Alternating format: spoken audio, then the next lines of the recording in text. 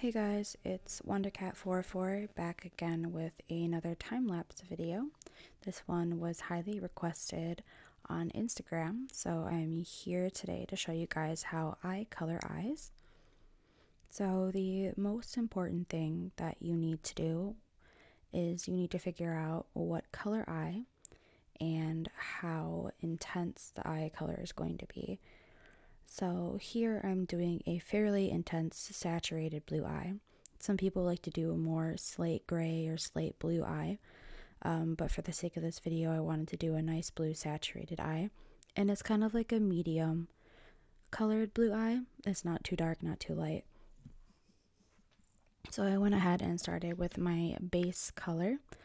It was a very light shade of blue. I will list all of the colors that I used in the description below, just because I had used so many to color the iris and the whites of the eyes today.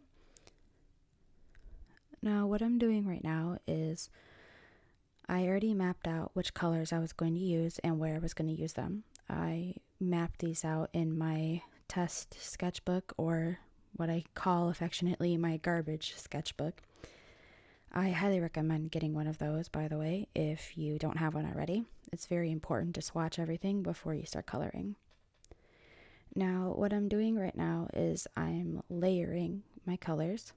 So I am using darker shades, and what I end up doing is I blend it with the lighter shades that I previously used. The reason why I do this is because I feel that with smaller eyes, adding too much detail ends up becoming a bit distracting. Other artists can do it perfectly and get away with it, but it kind of irks me a little bit. So I like to create more of a glowing effect with the eyes.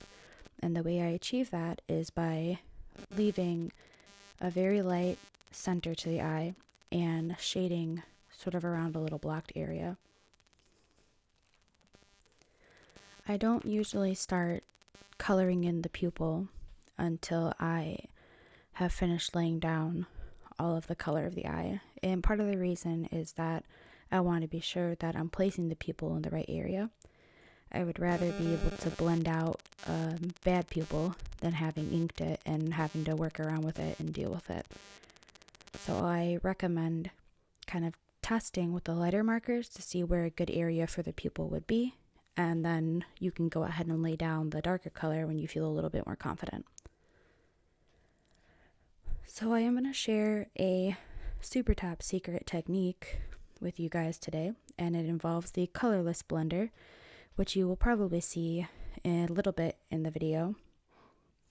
What I end up doing is right now the eye does not look like it's a medium eye, it looks more like a dark eye, and the reason for that is I like to lay down a lot of my darker colors because I want them to be there.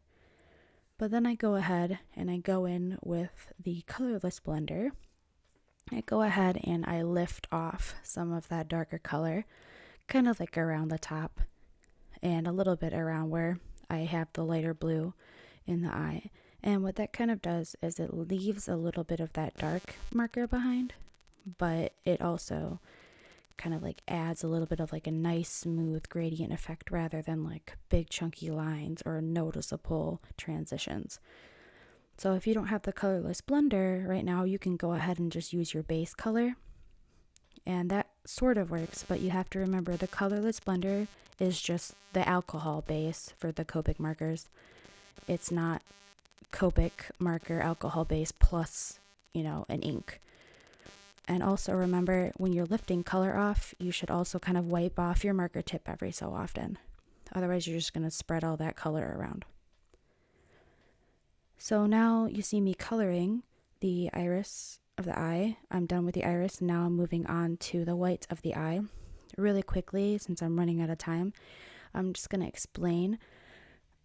I shade towards the top with a little bit darker colors, and then I go ahead and I blend inward. And the reason why I do that is because I like the effect that it gives, especially when I add in highlights with the Sakura Jelly Roll. Now, not every artist shades eyes like this, but I feel like it gives a nice effect to it. It's not necessarily realistic, but you know, I like what I like. It's part of my style. But what I do end up really liking with this type of shading with the whites of the eyes is that you do get to add a lot of different colors, and you sort of add to the depth of the eye a little bit. Like, for example, right here I used blues, blue violets, reds, and some cool tone grays. When I post pictures later, you guys will really see the color and the depth of the eye, especially when you add a highlight. You can go back in with a red pen or a red pencil and draw little red or pink veins. You know, it's up to you. You know, the possibilities are endless, and if you really want to run with it, just go ahead and run with it. I'm almost out of time, you guys, so again, thank you so much for requesting this video. Feel free to like and comment if you have any questions. I'll post all of the marker colors that I used in the video description. And once again, thank you so much, and I hope to see you all again soon.